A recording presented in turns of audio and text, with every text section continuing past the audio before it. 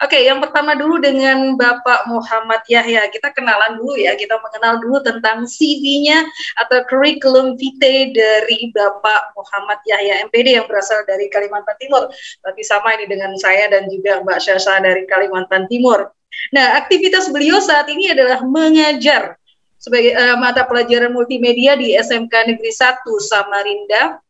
Kemudian beliau juga staf ahli UPTD Tekkom Kalimantan Timur, Duta Rumah Belajar Kemdikbud di tahun 2018, agen membatik Kemdikbud 2021, Milea Lab Ambassador Kaltim, Wakil Ketua APKS PGRI Kaltim, Ketua Bidang Humas Hima Paudi Kaltim, Ketua MGMP Multimedia Kaltim.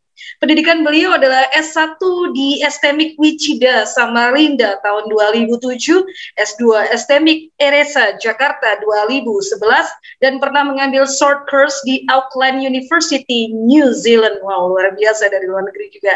Kemudian prestasi beliau pernah menjadi juara 1 guru berprestasi tingkat Provinsi Kalimantan Timur 2015, 9 besar lomba kreativitas guru tingkat nasional, juara 1 instruktur nasional keahlian multimedia, juara 1 pemilihan duta rumah belajar Kaltim, dan finalis yang terbaru adalah guru inovatif Kemdikbud 2020. Oke, langsung saja kita panggil, please welcome Pak Yahya dengan VR, Virtual Reality. Silakan Bapak. Baik, terima kasih Miss Lili, Bu Sasa, dan Bapak Ibu semuanya. Puji syukur kita haturkan kehadirat Allah Subhanahu wa Ta'ala. Kita awali dengan basmalah. Assalamualaikum warahmatullahi wabarakatuh. Waalaikumsalam warahmatullahi wabarakatuh. Ya, Bapak Ibu sekalian, hari ini saya diberi amanah untuk bersharing ria, ya, berbagi ria dengan Bapak Ibu semua dengan topik yang khusus. Ya, topik yang khusus tadi sudah disampaikan oleh moderator Miss Lili tentang inovasi merdeka belajar berteknologi VR. Kita coba menyamakan persepsi dulu Bapak Ibu. Kalau Bapak Ibu mendengar kata inovasi, ini apa yang terbenak di pikiran Bapak Ibu? Coba dituliskan di live chat Bapak Ibu. Ibu Sri Bulan Kalongan menjawab suatu hal yang baru katanya. Oke, sesuatu yang fresh Pak, gitu. Dari Bu Retno ada kreativitas yang berbeda, kemudian ada ide-ide yang baru dari Bu Helena, sesuatu yang baru dari Bu Yuli Rahayu juga ini. Bu Teresia menjawab sesuatu yang canggih. Ini hal-hal yang terkait dengan inovasi, cara baru yang kreatif Pak dari Bu Nurul. Betul sekali ya, suatu gagasan yang baru. Ibu Andriani membuat sesuatu yang baru yang lebih oke dari Bu Afni SMP 2 Tenggarong. Ada sistem belajar yang baru dan lebih menarik dari Bu Diana Jenisa. Nah, itu jawaban Bapak Ibu semua benar ya terkait dengan inovasi. Nah, kemudian hari ini kita sering didengungkan dengan kata-kata merdeka belajar ya. Mas Menteri sendiri sudah menggaungkan konsep merdeka belajar di awal beliau menjadi menteri. Nah, kira-kira ketika mendengar kata merdeka belajar, ini letak merdekanya di mana nih Bapak Ibu? Coba dituliskan lagi, letak merdekanya di mana? Oke, dituliskan dari Bu Hermuning Puspita dari Maratua, cara belajar dan mengajar yang disesuaikan ya. Oke, dari Bu Dwi, sistem belajar yang menyenangkan ya. Setiap kita diberikan kekuasaan dalam mengeksplorasi pembelajaran. Bu Afni SMP 2 Tenggarong ya. Belajar sesuai dengan kebutuhan. Kemudian Bu Indrawati, pendekatan yang dilakukan kepada siswa. Oke, kebebasan seorang guru memberikan pembelajaran dengan melihat kebutuhan siswa. Oke, bebas sesuai dengan minat. Ya. Tidak terbelenggu dengan RPP, KI dan KIKD, betul sekali ya. Kebebasan berinovasi. Oke, itu Bapak Ibu ya, merdeka yang Bapak Ibu rasakan dengan kebijakan merdeka belajar. Nah, kita lanjut ke teknologi virtual reality. Nah, ketika berbicara teknologi virtual reality ini, apa nih yang tersirat di benak Bapak Ibu? Ya, ada jawaban dari Bu Retno, membuat belajar lebih terasa nyata ya. Nah, ini alat yang mempermudah untuk belajar berbasis kebutuhan sesuai dengan kondisi dari Bu Afni SMP 2 Bendarong. Membuat dunia maya seolah-olah berada di dunia nyata. Nah, ini Bu Rispa Lisu dari Pasir ini ya. Nah, jawabannya lengkap sekali. Baik, Bapak Ibu, jawaban Bapak Ibu sudah benar semua ya. Hari ini saya akan lebih fokus pada beberapa hal yang terkait dengan apa itu virtual reality yang sudah Bapak Ibu jawab tadi, kemudian perkembangannya, kemudian VR di era baru ini bagaimana, kemudian peran VR bagi dunia pendidikan nanti itu bagaimana. Selanjutnya kita perlu identifikasi kesiapan sekolah ketika ingin menerapkan teknologi ini, kemudian nanti metode-metode yang akan digunakan, serta prinsip dalam membuat konten. Nah, ini terakhir nanti membuat konten. Insya Allah nanti kita nyampe pada membuat konten Bapak Ibu ya. Nanti kalau waktunya nyampe kita akan membuat konten sesuai dengan desain kita sendiri, customize sesuai dengan kurikulum dan RPP kita sendiri Bapak Ibu. Nah Bapak Ibu, tadi sudah dijawab oleh teman-teman ya, terutama dari Bu Rispu dari Pasir tadi itu ya. Jadi virtual reality ini berawal dari sebuah imajinasi Bapak Ibu, khayalan kita ya, angan-angan kita ya, bayangan kita tentang sesuatu yang membuat kita senang ya, tentang sesuatu yang itu diimplementasikan, diwujudkan dalam bentuk virtual melalui teknologi ya, 3 dimensi tentunya Bapak Ibu, 3 dimensi dalam teknologi 360 derajat yang sekeliling kita itu ada sesuatu yang berbeda sehingga kita seolah-olah berada di dalam lingkungan virtual yang kita imajinasikan tersebut Bapak Ibu. Nanti Bapak Ibu berimajinasi bebas ini. Katakanlah saya mau berimajinasi anak-anak ini mau saya bawa belajar matematika tapi di tengah sawah. Nah, imajinasi Bapak Ibu bisa seperti itu. Kalau belajar matematika selama ini mungkin di kelas, ya. Barangkali itu sesuatu yang biasa. Bapak Ibu membuat imajinasi yang berbeda. Belajar matematika atau belajar PPKN, udah dimanapun kita berada bisa, mau di sawah, mau di hutan ya. Nah, imajinasi itu dituangkan ke dalam teknologi virtual yang nanti kita bawa anak-anak ke sana, Bapak Ibu.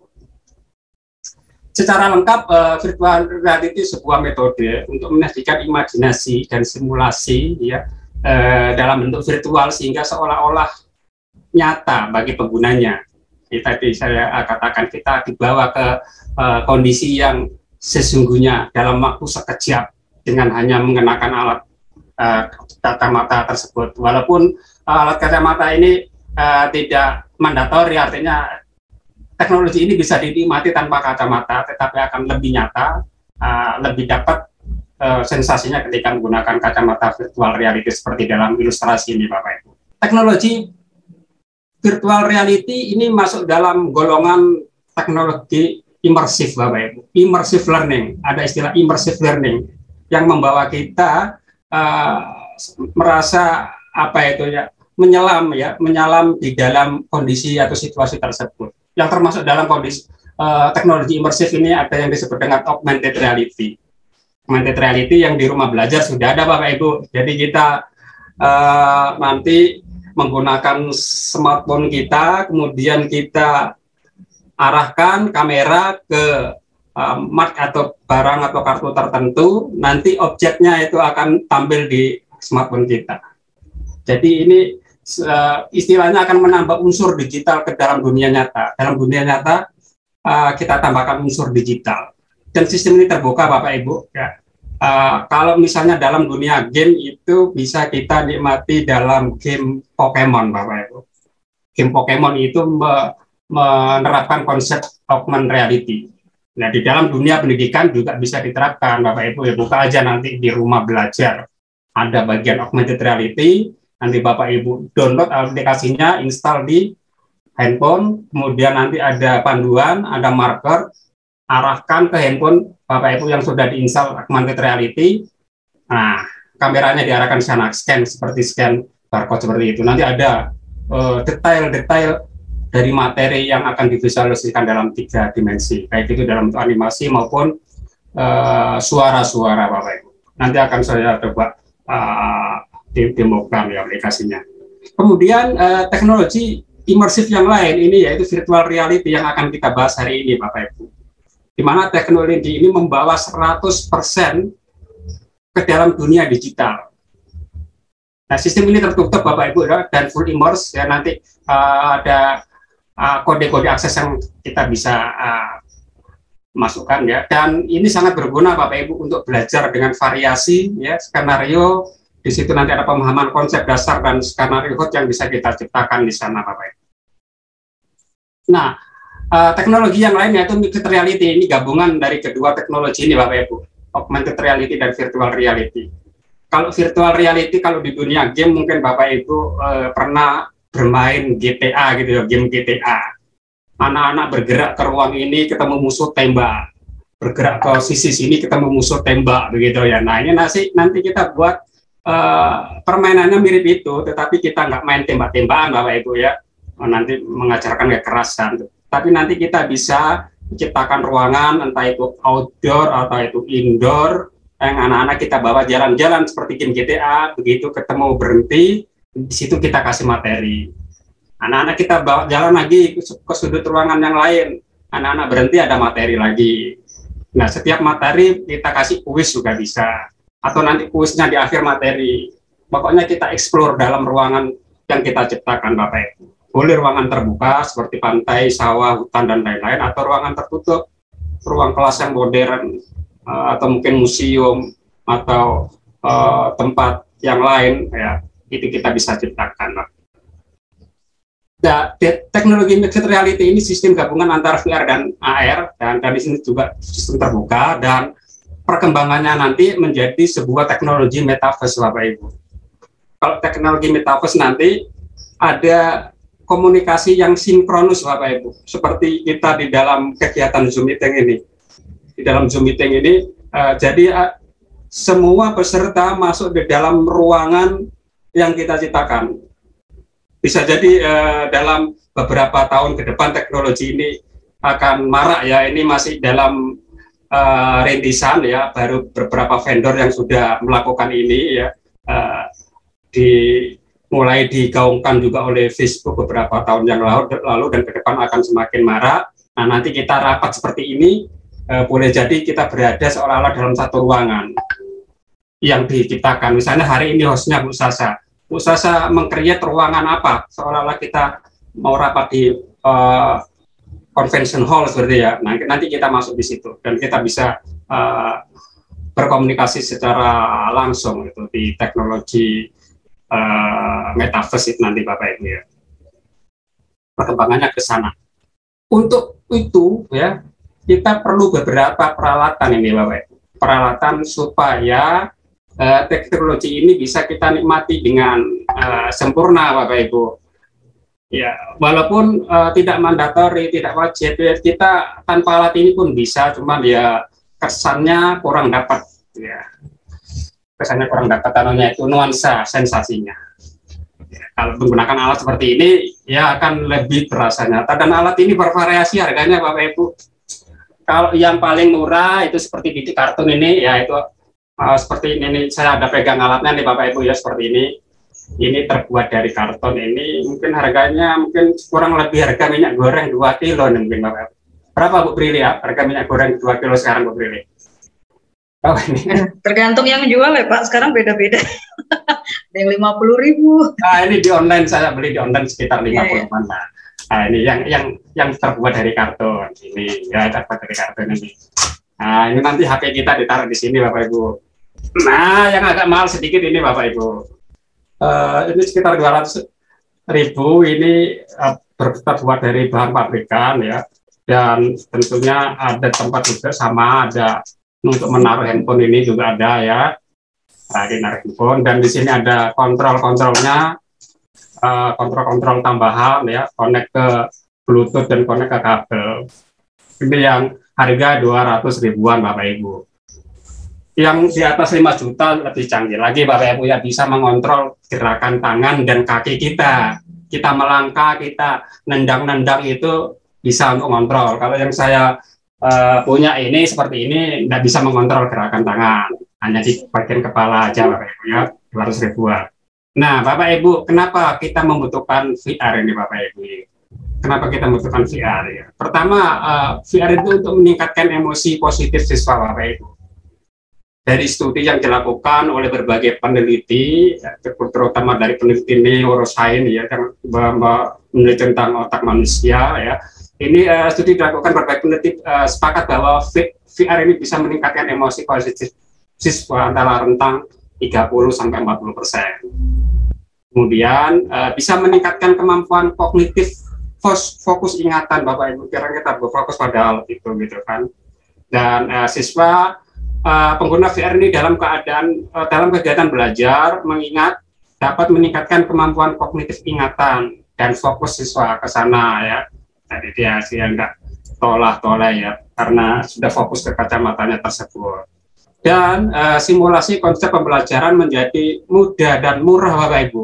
Penggunaan VR dapat mempermudah simulasi eksperimen untuk suatu objek studi. Penggunaan VR juga dapat menurunkan investasi laboratorium hingga 95%. Maksudnya begini Bapak Ibu, kalau Bapak Ibu ingin sekolahnya mengadakan laboratorium fisika, misalnya untuk pelajaran IPA, kemudian kalau yang jurusan SMK, saya mau laboratorium mini bank, ya, laboratorium mini perkantoran, itu kalau kita adakan secara fisik tentunya akan modalnya besar Bapak Ibu ya, perlu ruangan, perlu peralatan ya, dan barang-barang yang lain sesungguhnya, barang-barang yang real. Tetapi dengan teknologi ini akan ditekan investasinya, kita bisa menciptakan laboratorium virtual.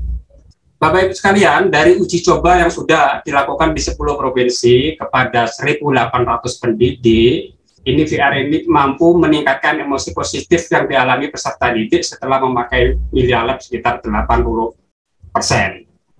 Kemudian mampu meningkatkan pemahaman materi belajar yang dialami peserta didik setelah memakai VR ini sekitar 93% Bapak Ibu ya, dari uji coba yang sudah dilakukan di 10 provinsi di Indonesia.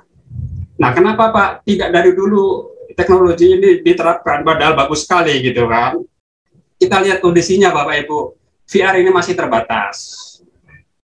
Di tahun 2015, 2017, untuk mendapatkan pengalaman VR yang bagus, ini masih sulit Bapak Ibu. Ya, masih sulit mendapatkan akses alat yang murah dengan kualitas optimal bagi dunia pendidikan. Termasuk alat yang saya punya tadi, ini belum juga banyak dijual di pasaran Samarinda Bapak Ibu ya, harus belinya di online walaupun harganya murah ya, cuma 50.000 tadi ya, atau yang ini yang cuma 200.000 tadi. Ini juga di toko-toko komputer di Samarinda namanya belum ada Bapak Ibu sampai sekarang. Mungkin kedepannya ada ya. Kemudian masih sedikit konten Bapak Ibu. Saat ini sedikit sekali konten VR pendidikan yang dapat diakses oleh banyak orang. Dan biasanya konten bagus untuk alat yang mahal. Nah, guru pun jarang yang bisa membuat konten VR sendiri Bapak Ibu ya. Ya melalui termasuk juga koneksi internet Bapak Ibu ya. Kita di sebagian besar wilayah Indonesia kan belum 100% 4G gitu ya. Ini jadi kendala. Nah, melalui kegiatan ini Bapak Ibu sebagai salah satu upaya kita lebih menyemarakkan penggunaan VR di dalam pendidikan, bagian daripada teknologi pembelajaran Bapak Ibu. Nah, bagaimana kondisi penerapan VR saat ini di Indonesia Bapak Ibu? VR saat ini terus beradaptasi. Perkembangan smartphone yang begitu cepat membantu teknologi VR menjadi lebih adaptif terhadap kebutuhan pendidikan. Dengan biaya 2 juta per unit ya, headset plus smartphone konsumen bisa menggunakan. Apalagi smartphone sekarang kan anak-anak sudah punya, ya udah nggak perlu lagi ya. Udah yang 2 juta tadi anggaplah sudah harga smartphone yang dimiliki anak-anak. Anak-anak menggunakan smartphone yang harga di bawah 2 juta pun bisa Bapak Ibu ya, untuk menikmati teknologi VR. Dan guru dapat membuat konten Bapak Ibu dengan mudah. dengan menggunakan bantuan software platform Melia Lab, guru dapat membuat konten pembelajaran mereka sendiri, Bapak Ibu, ya, atau memodifikasi yang dibuat oleh guru-guru yang ada di luar sana, kita bisa modifikasi. Dan ini teknologinya berbasis cloud computing, Bapak Ibu. Cloud computing itu asetnya ya dan hasil karya yang kita buat ini ada di sistem cloud, ada di servernya Melia Lab. Jadi kita buka dari manapun, dari komputer yang lain pun bisa, yang teknologinya sama. Ada beberapa komponen dan subsisten yang akan kita nanti jalankan, Bapak Ibu ya. Pertama nanti Bapak Ibu perlu menginstal Melia Lab Creator. Aplikasinya sudah saya sematkan di PowerPoint, Bapak Ibu, di PowerPoint bagian akhir. Itu yang versi terbaru, sekarang versi 1.35. Bapak Ibu install ini di komputer dengan minimal 64 bit. Ini pakai komputer, pakai laptop. Kemudian Bapak Ibu nanti untuk mendesain, membuat dan mengkreasi itu langsung connect ke servernya Melia Lab. Jadi pada saat meng-create konten ini memang harus online, Bapak Ibu.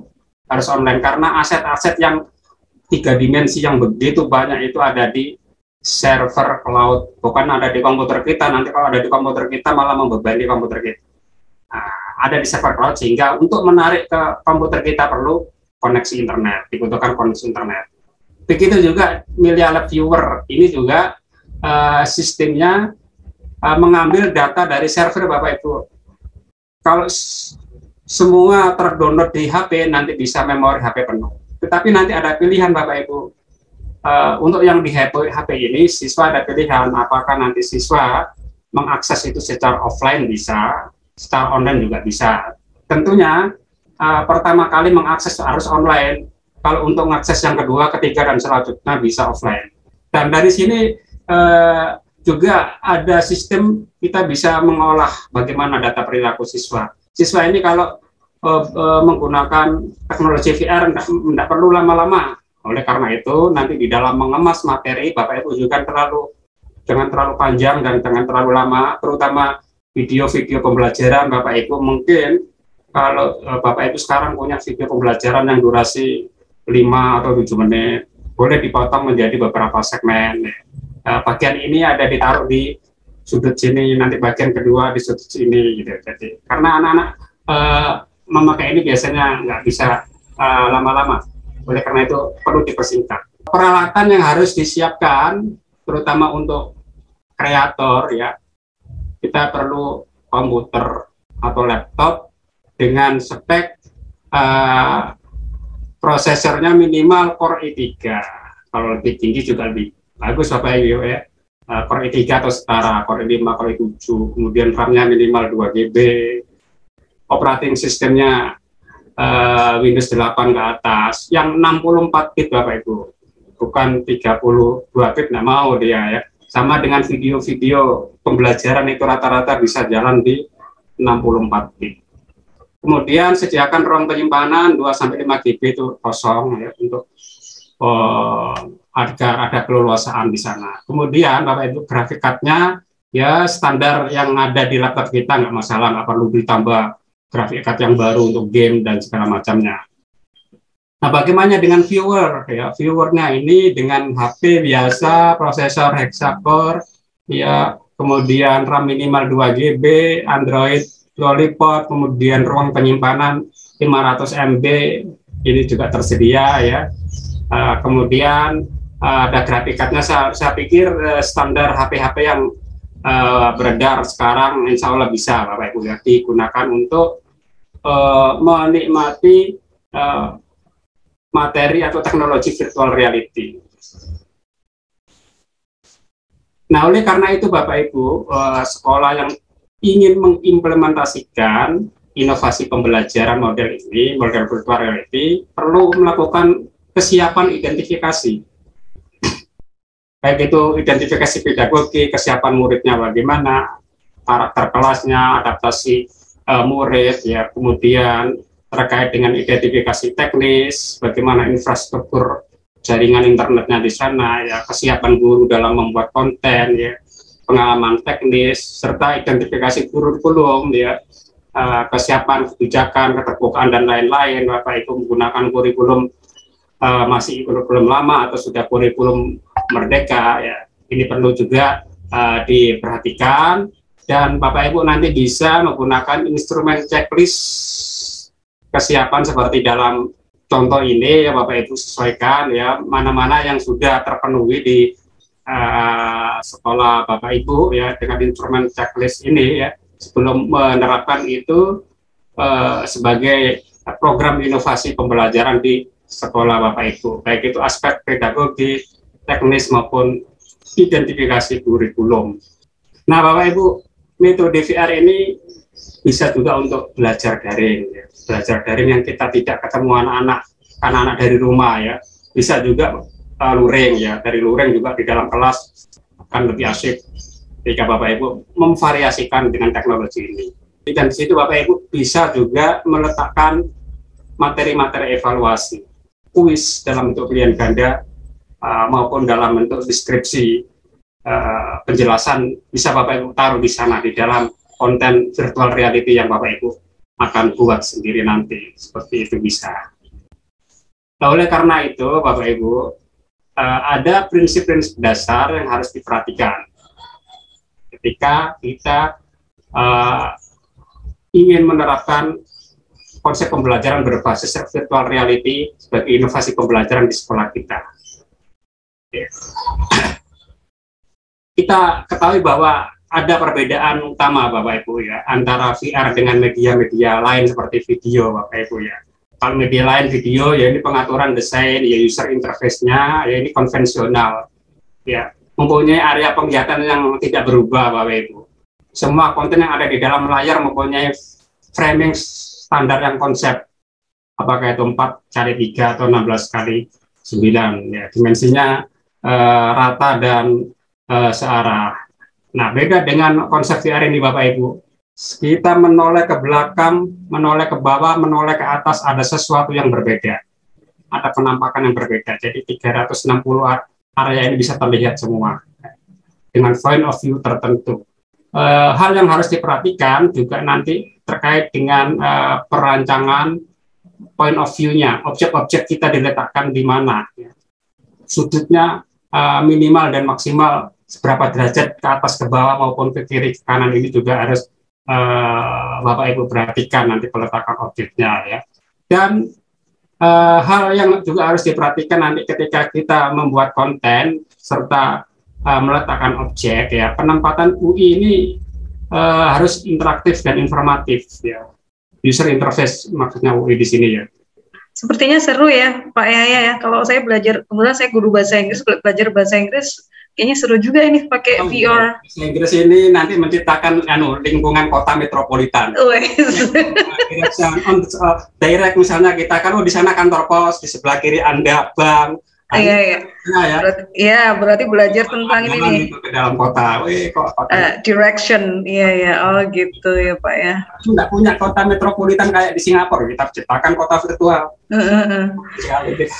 Benar-benar saya bawa anak-anak ke Inggris gitu ya. Jadi nggak hanya belajar bahasa, tapi mungkin culture-nya. Ya, ada menara Eiffel nanti. Iya betul. Jadi bisa CCU nih, cross culture understanding.